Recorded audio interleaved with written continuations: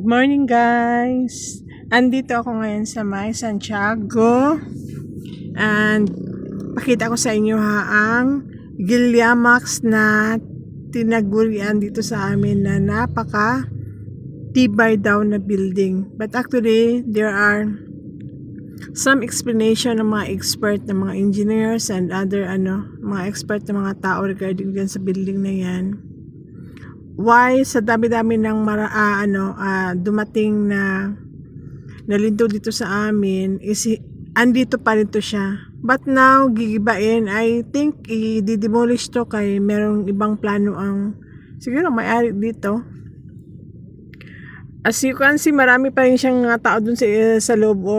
Nagdidiklating siguro yan sila sa loob na pwede pa nila magagamit ng mga bagay-bagay dyan. So, magiging memories na lang to siya ba? But anyway, marami din talagang building dito ngayon sa Jensen na nasisira. Tapos may nakikita kang for demolition. Kasi,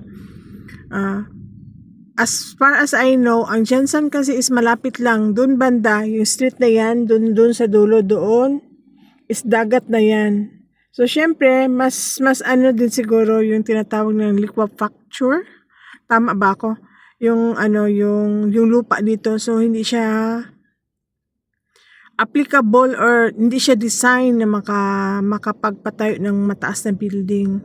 Ito naman yung building namin dyan sa aming Manulife. Andyan ayan, yan. So far matagal na din to, hindi pa pinanganak mga anak ko, andyan na yan.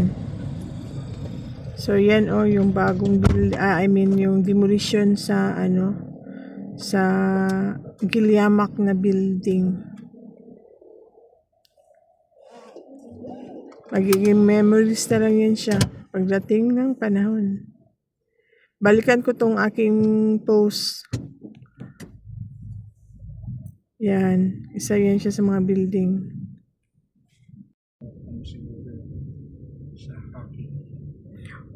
Grabe.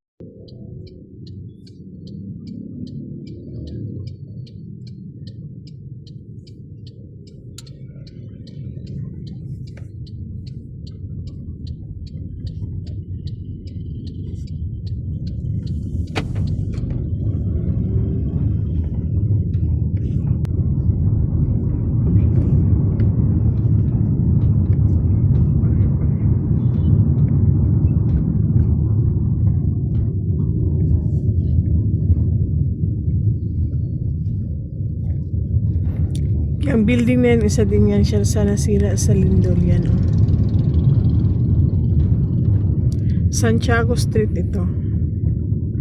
Malapit lang dito ang SM.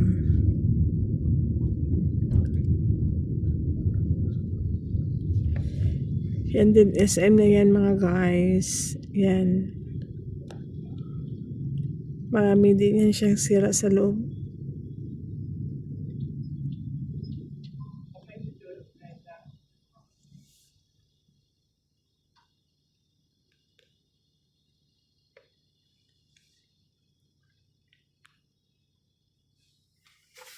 Pinatay mo to.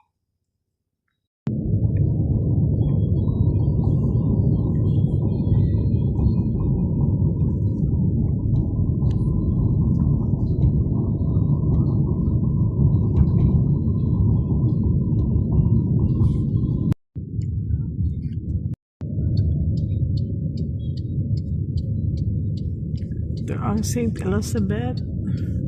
Meron din na damage dito. Itong napakataas na building nila. Yan. Yan, sila yan.